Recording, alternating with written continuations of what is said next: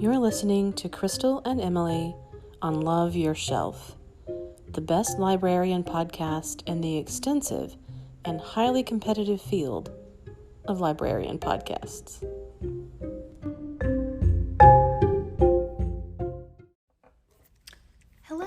Hello. We're back for another episode of Love Your Shelf. Welcome. Yeah. We skipped a week again, but we're gonna promise to try to be very good. Yeah. I think let's say promise to try. Yeah. We hope you'll accept that. We're aiming for every week. Sometimes our aim is off. Yeah. Exactly. Well put. Right. So I've got, doubled up amount of stuff. Yes. To talk about. Yes. And so I'm going to jump right in. Yes, hit me. All right.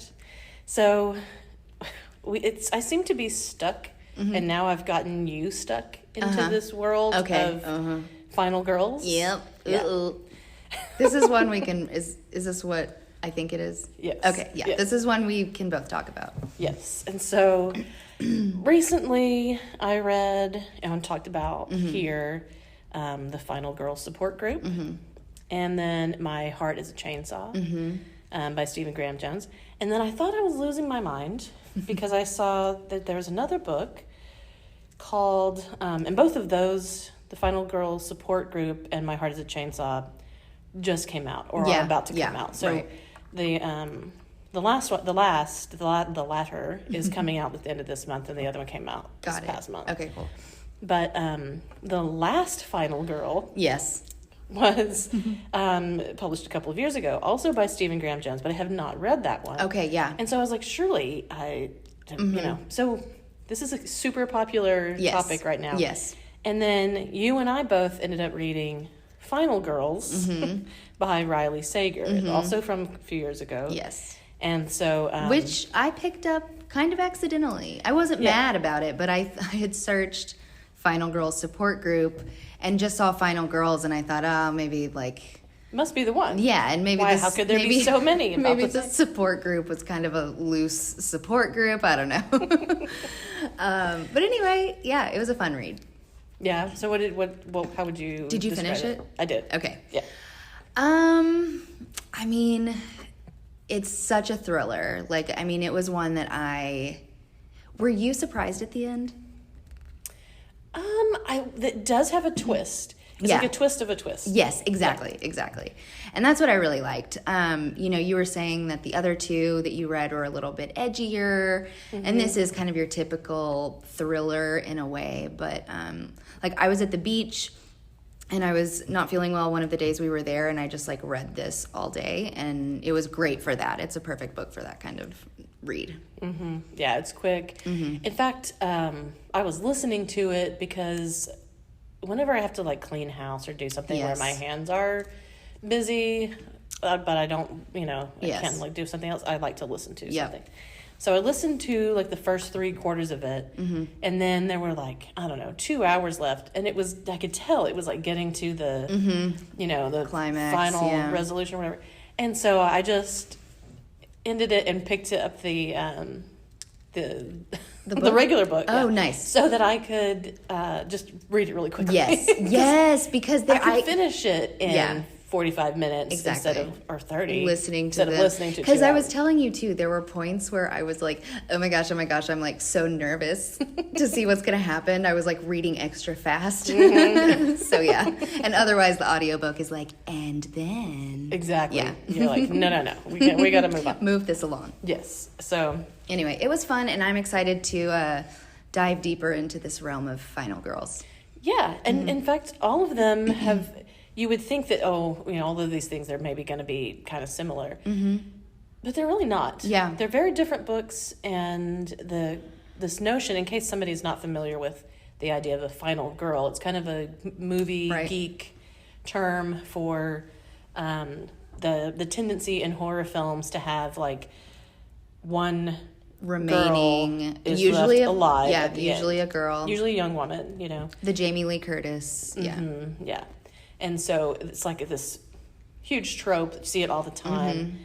And so, but they're playing with that idea as if in these, fictional worlds, they're really, it's the aftermath. Really happening. It's the aftermath. Because, I mean, that is a thought that I've had watching those movies. Like, well, great, now this person's life is ruined. Like, I'm glad they quote unquote survived. Yeah. But well, in like the movie series Scream talks about that too. Like in the subsequent Scream movies, like Sydney is the one who survives, and she is, has PTSD. Yeah. And I think in one of the films, she's like a hotline operator for people with trauma and stuff. And so I need to watch those. It's been a while. Yeah. I mean, I was a Scream fan. Back in the day, because it's definitely it's not. I mean, it is parody, but it's tongue in cheek. Exactly. Yes. So there's it's sort of commenting on in a very meta way of these other horror movie things. Right. And so I don't know. I didn't set out to become an expert on Final Girls, but I kind of think that's our next podcast. Yeah, right. Just all about Final Girls. Just that. Yeah. And so I've also got another couple of recommendations that are either about to be adapted into a film or have already been. Fun. Yes. And so Jojo Moyes is a writer I've talked about before. She's wrote Me Before You and Me After You and Still Me. And I'm not now kidding. You're Those just are the saying words. Me.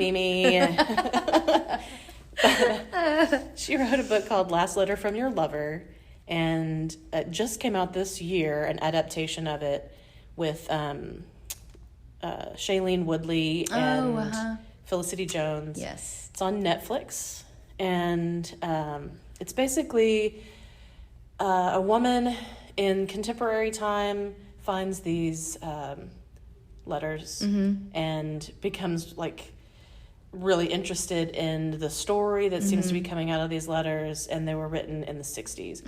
And then it flashes back and forth between those characters that are depicted in the letters and how their lives were affected, and then what she finds out in the future. And it's not bad. Cool. Yeah, excellent. It's pretty good. And I had read the book years ago and was interested to see how the adaptation did it. Yeah, that's great. Yeah, I'll have to I would check it recommend it. I mean, not the most amazing thing I've ever seen, but solid. I mean, those can go really far down and away from what they originally were, and some of those could be more on the Lifetime movie, right? This one definitely was. You saying that is an amazing recommendation. Yeah, totally elevated beyond Lifetime as movie. Far as that goes. And then let's see. Oh, this one is going to be adapted into, I think, a series. Y: The Last Man. Okay. So the letter Y. I think I've talked about it before, but it is a graphic novel series, and it was just 10 issues, and I read it years ago, and it's about it's an alternative dystopian future where all of the men die except for one. Oh, I'm into this, and I do remember this now. Yeah. And so, as you can imagine, that's pretty rife with lots of ways that could be explored. Yeah. And so I saw that it was going to be a series. I need to reread this. Yep. And so I have a copy of it that's all of the issues in one. And fun. Yeah, and that's good. And it reminded me of another graphic novel series that I was reading at the same time, and I think that has also been adapted, but I haven't seen it, called Transmetropolitan. It's a real sci-fi future, also dystopian, and not nearly as good, I think, as Y: The Last Man, but it made me think of those two, and I thought if anybody's interested in graphic novel kind of stuff, or even if you're not and you have wondered, I think those kinds of things are the ones to get into. Cool. there's a handful of those that if you don't care about graphic novels, there's still some that you should read because they're like the highest form of those. I think. Highest form. Love it. Yeah. And then I've watched quite a few other things, but I will mention a couple of other books that before I go into those. A Heartbreaking Work of Staggering Genius by Dave Eggers. I just was so intrigued by Dave Eggers' story and then what he's done with his life since then. Mm-hmm. So I want to say it's probably 20 years ago that this book came out. And he was very young. He was in his 20s when he wrote this book. And it's about his life. And what happened is he was in his 20s. I think he was in college. And he had a younger brother, much younger brother, who was a child. And both of the parents passed away, like in quick succession. And so his younger brother was left with him. They were all they had, you know. And so he, it kind of documents his bringing up his brother and all of these kinds of things. And it literally is. I mean, well, the title is not that much of a stretch. It really is pretty heartbreaking. Oh, goodness. And the staggering genius part, he's being, tongue in cheek about that. Sure. It's pretty good though. And then that work became a bestseller. Okay. Made a ton of money. And he took that and then it started this publishing kind of empire that does all of these really amazing things. And so there's a quarterly journal called McSweeney's that they just play with the form and it's always something different. I may have mentioned this before, but I want everybody to go out and check it out. Yeah. So one of the quarterly issues is like a package and it's a pile of mail, but it's all fabricated fictional stuff. Yes. There's some letters in there and it's all funny. Yes. Some of it's funnier than others. And then there's like an insert for like an athletic store, like a camping kind of store. Oh, okay. And then there's like 3-legged pants and it has people modeling these really weird stuff. And then there's like a quarterly journal, but it's like for the study of Bigfoot. Love it. And then there's just it's just goofy stuff. Yeah. Another one, it's a box, and all of the things in it are just little like pieces of ephemera, and I collected it for years. Cool. And then I moved so much that they kept getting my address messed up, and no, I stopped collecting them because I wasn't getting them. But I still have a whole bunch of them, and I like if somebody comes over to my house and we start talking about literature books or whatever, I'm like, you gotta check this stuff out. Or if you run out of anything to talk about, this is a great conversation starter. Exactly. Like, okay, let me show you this because you're bored. Yeah. And but see, he also made there's also a monthly magazine called The Believer, and I collected that as well. But they're all done in these like really unique. It's not like a glossy regular magazine. It's very, when I say self-published, I don't, it's not that, but it's bespoke, sort of. It's very unusual. And The Believer, there was also a DVD quarterly that was like a short film collection you could get every 3 months that was called Wolfen, which is like a whale dolphin. Anyway, I don't know. They're all very weird. But of course. And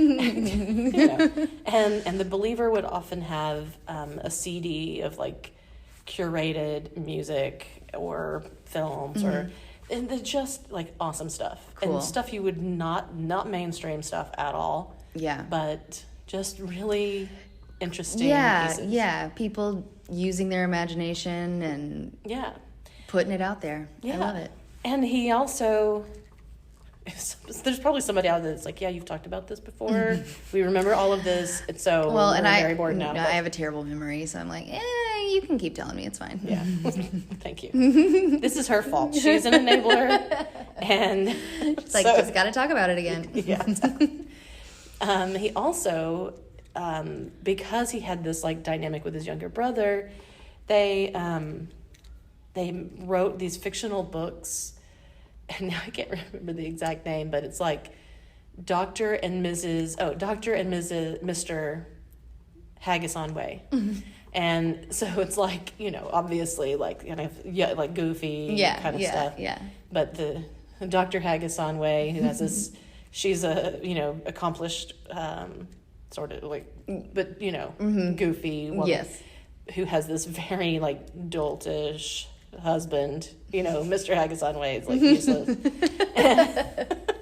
Womp womp. Yeah. And one of the books is called Giraffe. Like giraffe period or exclamation point? I think it's a question mark and then an exclamation point. Oh, got it. Okay. Or, something like that. Just weird stuff. If you're into that kind of thing, you can. It's like an endless amount of like content that you can use there. They also briefly had a food magazine called Lucky Peach, and that's still like a brand now. I don't think magazine still exists anymore, but the brand Lucky Peach does. And all of this was done under the publishing company that he started. Yes. With that money. Cool. And he also did like a tutoring kind of like writing workshop, tutoring assistance for kids, like an institute that was called 826 Valencia, which was in, I think, San Francisco. It's in California. And the front of it is a pirate supply store. Like, literally has pirate supplies. Of course. And then in the back, they have, like tutorials for kids and stuff. Cool. How fun. Yeah, it's just great. And then there's 826 blah, blah, blah, other places now. So all over the country. Right.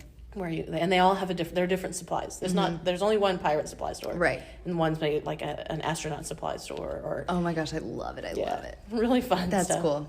And so, for some reason I was talking about that recently. I was like, I'd kind of share that one. We'll have to have a Nacogdoches branch. Yeah. I mean, and in fact, when I lived in Lubbock, I was part of a committee that wrote it, because they do, that you have to, you can apply to have one. Yeah. And we had a committee that tried to get one in Lubbock. Awesome. I think we were too boring, though. They decided they wanted to try to be a cowboy supply store, but I was like, those literally exist in Lubbock. No, that's not ironic in Texas, okay? That's just things people need. Right. It's like the feed store down the street, right. So that didn't happen, but maybe we could do that somewhere. Yeah, we'll have to brainstorm. And then I also came across my copy of Rosencrantz and Guildenstern Are Dead. And it's a play by Tom Stoppard, who's amazing. Just anything that Tom Stoppard does, just you can go ahead and do it. And there is a film adaptation of that one too, that is another one of those that if somebody hasn't seen it, I'm like, you need to go stop what you're doing right now.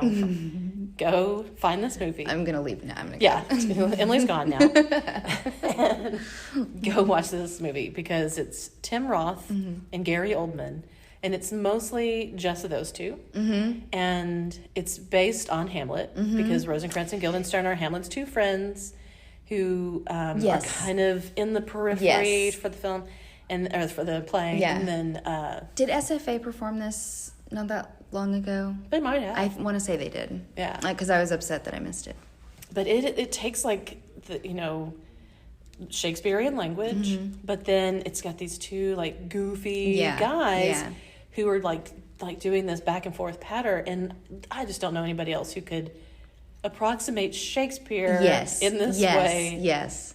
And then those two actors, brilliant, perfection, and it's just fantastic. Yeah. Fantastic. So definitely. I don't even know where that would be, where you could find it now, but the play? Yeah. The film adaptation. Got it. Because I think I want to say it was in the early 90s. Yeah, we might have to do some like deep diving on that one. Yeah, it's worth it for sure. And so I watched some things.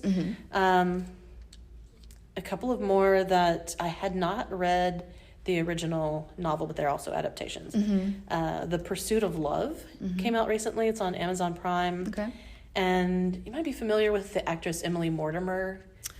She's I know British. the name. Yeah, she's done quite a few things, but she wrote and directed this. Okay. And she's also acts in it.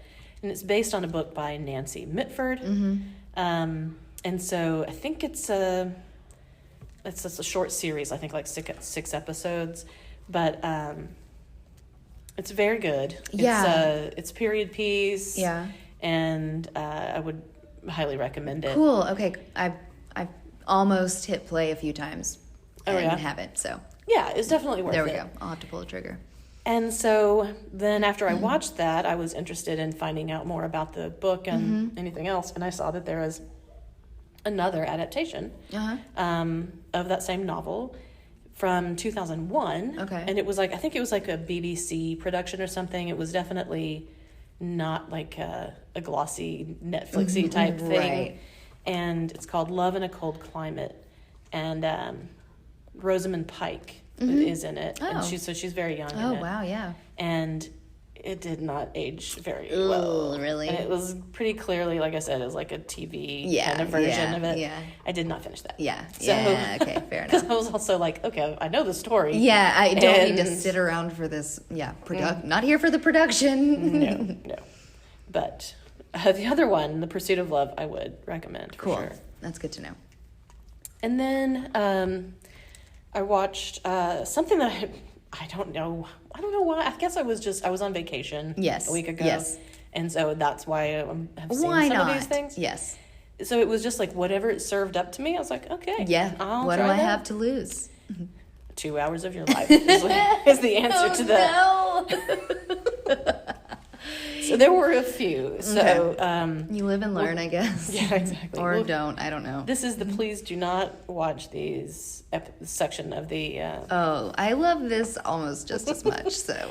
I mean, some people might enjoy these. In fact, one of them that I'm going to mention, I had a friend who was like, it was perfect. I loved it. Oh goodness, yeah. And you're like, wait, what? No. But there was a movie on Prime also called I See You but Helen Hunt is in it.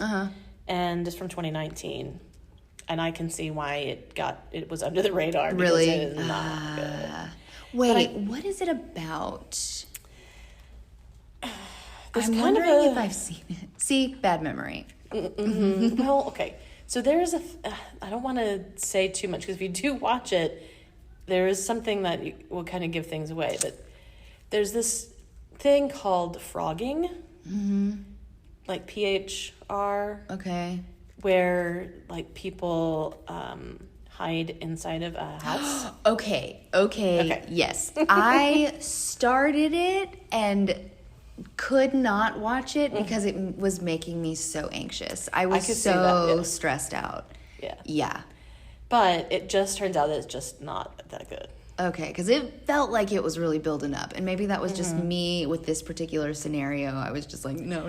Well, ever since I saw like there's a couple of them, but there's one particular like home video or not like a security video footage of a woman who was living inside somebody's I think house. you showed this to me. Yeah, and ever since I Horrifying. saw that, it ruined my life. It was something, yeah. No, it was something like the guy had been like hearing noises or like food was missing or something. And yeah, so he thought he was crazy. Yeah. because like things would go missing. So But he like sets up a camera in his kitchen and, you and know. then like above the cabinets in his kitchen, you just see this like person slowly crawling drop out down like the out of the girl on ceiling. the rings style, like Yes. maybe I'm remembering it wrong, but Goosebumps. Still, just terrible idea. Like terrible. yeah, like everything climbs like like onto the refrigerator or something and climbs down and then starts like eating his food. Oh my god, yes. And so yeah, it's the worst thing in the world. it really is. And so yeah, I'm also like, if I hear some noise, I'm like, is that somebody in my attic? Or, Please you know, get out of here. I'm just gonna start. I'm gonna leave when I come back. You better be gone. If you eat my ice cream, I swear. I'm marking where it is. Yeah. You know. Just treat him like a roommate. You didn't do your dishes. Yeah, So but I can also like see myself in like humorously. Yes. You know, like getting into like imaginary conflict with my imaginary squatter roommate. So that I would not recommend. So I switched genres there, and I watched a movie called Jolt with Kate Beckinsale. Okay. Who I don't know. I'm lukewarm on her. Same. Yeah. Agreed. She's sometimes good, sometimes not. Yeah. So much. I've not heard of this though. This is like a real comic book kind of like she plays a character who when she gets like distressed, she can like shock you or like she has superpower, super strength or whatever, but only when she's like stressed out or anxious. You know? I'd be good all the time. You're right.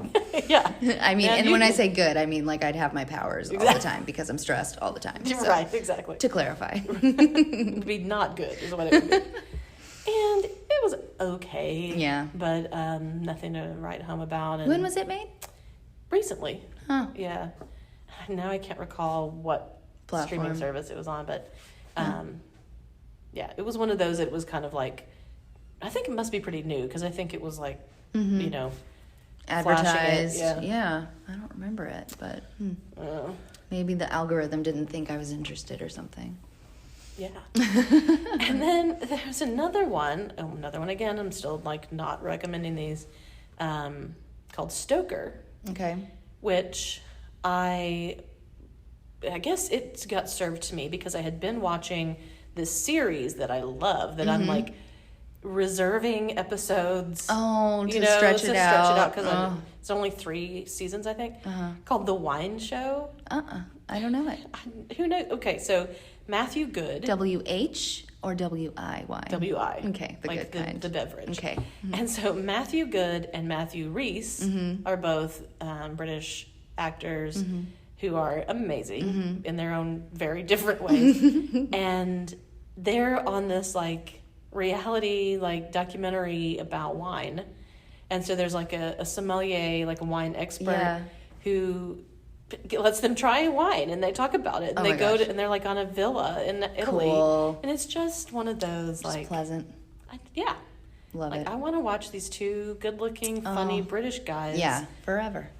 Drink wine. Yeah, you know I can. Yeah, forever. That sounds lovely. This is Crystal's version of heaven. I guess. And it's just they're funny, but it's not like. It's kind of like they're not like class British, clown, kind of silliness. Yes, right. And so I guess because I've been watching that, it tells me I should watch Stoker, which Matthew Good is in, and also Nicole Kidman, and it's directed by Park Chan-wook, who also made Old Boy, and he's a Korean filmmaker. Yeah, I don't know. Who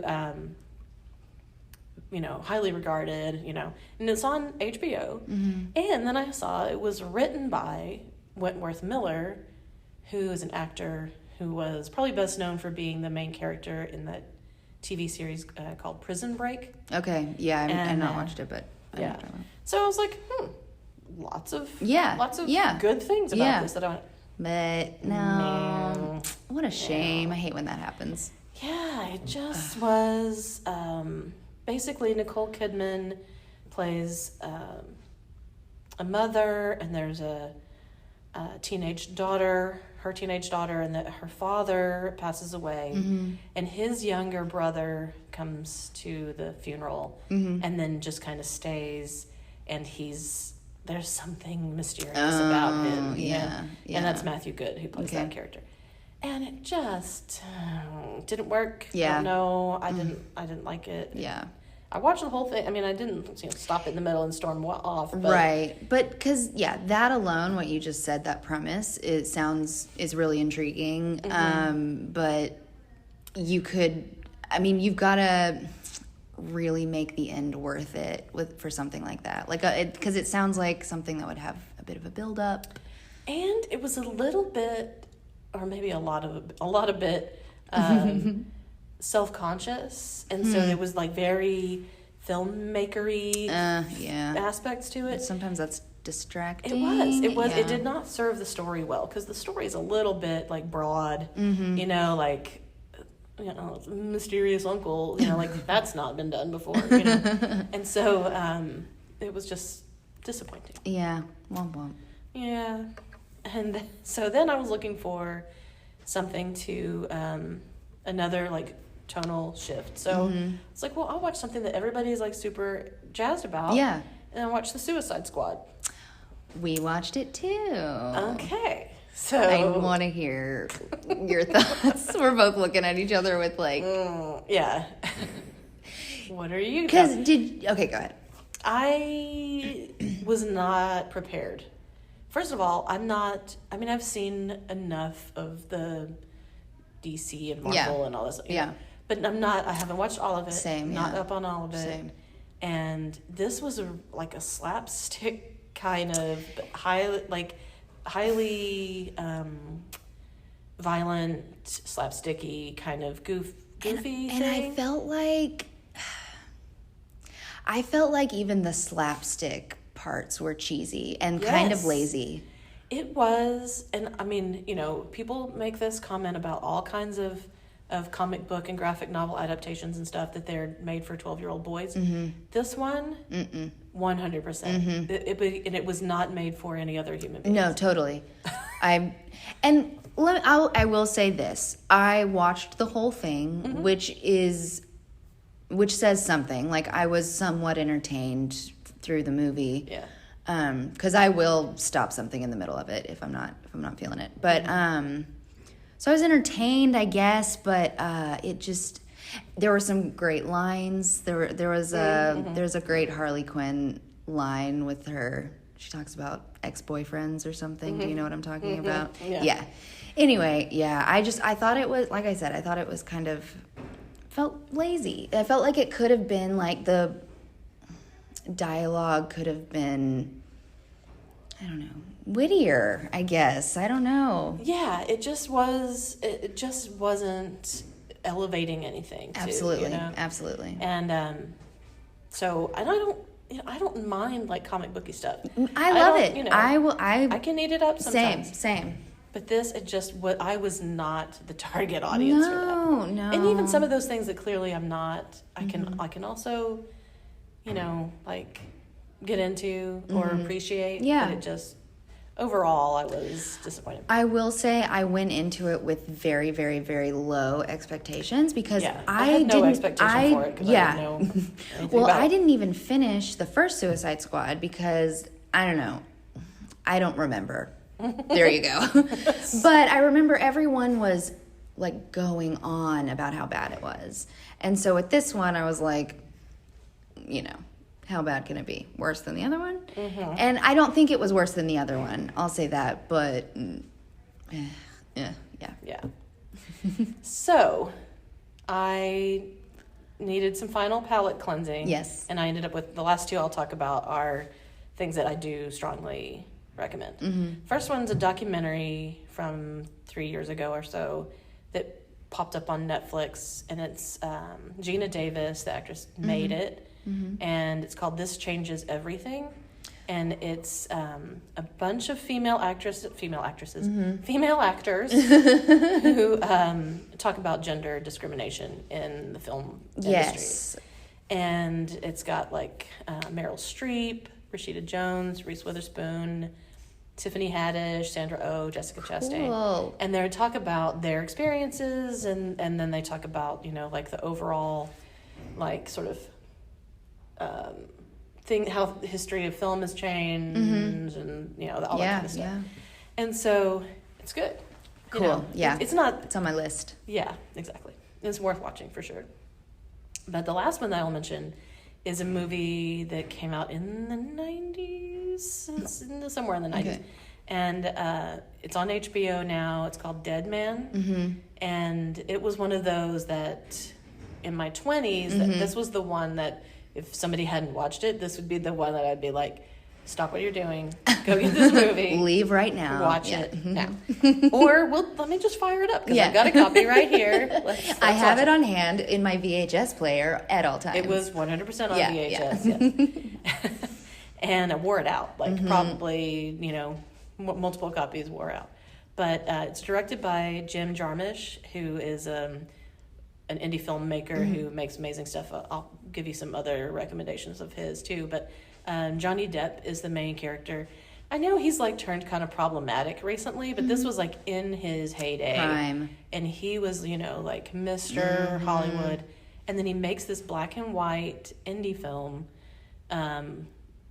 where he plays a character named William Blake, which is the name of a romantic poet. But he's like plays this sort of young, lowly accountant who gets on a train to the Wild West and gets into shenanigans. Okay. And then runs into a Native American called Nobody. And it's very poetic and dreamy and it's violent. Cool. So it's like... Not cool at the violence. I said that at the wrong part. But in general, cool. Right, yeah. And so it's a period piece. It's set in 19th century American West, which is like this kind of viewed as a wasteland, and it is, since it's black and white, it's very stark. And all of the characters that he runs into are bad. Just, he's gotten the job, which is why he's left from the East Coast to go out here to get this job as an accountant or whatever, and a bookkeeper, and just run like all these people are just vile. He ends up getting involved in some, bad business, and he gets shot. I'm not giving anything away, but then. You're like, let me just I'll start from the beginning. Okay, here we go. He's in the train. And but anyway, so then he goes on this like journey because he's trying to outrun this like bad boss guy. Okay. And fun. It is good. The score is by Neil Young, and it awesome. It just makes the movie. Awesome. It's like kind of like discordant, but it has like this theme that runs through it. Oh man, I would just totally recommend this. Yeah. And it's all this kind of commentary on the Industrial Revolution and I don't know, like life and death, and it's I don't know. Life lessons you'll walk away with life lessons. Is that it is what very you're saying? much, yes, very thoughtful. You'll definitely if you're anything like me, you'll be like, I need to start this over again from the beginning and watch it again. Yeah, because what the heck just happened? That's the best. Yeah. So highly recommend that. And then if you like that, Jim Jarmusch also, like one of his first films was Down by Law. And there was another one called Mystery Train and Night on Earth. These were all like in the 80s. And they were indie films, but they were really highly acclaimed, and so he really made a name for himself. And then after this film, he made Coffee and Cigarettes, which was a good one. Heard of it. I've not seen it. Broken Flowers. And then, I don't know if it's his most recent one, but there's Only Lovers Left Alive, which is amazing. It is really good. It's about vampires, but in a... Love it.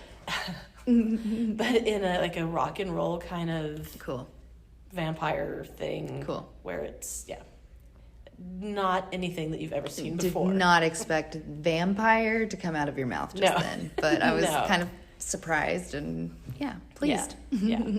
So, watch any of those. Cool. But Dead Man is, and I watched it again because it had been a while. Like I wore it out years ago, but I hadn't seen it in a long time, and it holds up. So love that. Cool. Yeah. So I feel like I've just been jibber-jabbering. No, I love it. This is great. And so that's it. We are gonna be back in a week. We're going to try our very, very hardest. We're promising to try. And we've got lots more stuff to talk about. Yeah, we do. Yeah. Cool. So, have a great weekend. Yeah. And we'll see you next time. Bye, guys. Bye.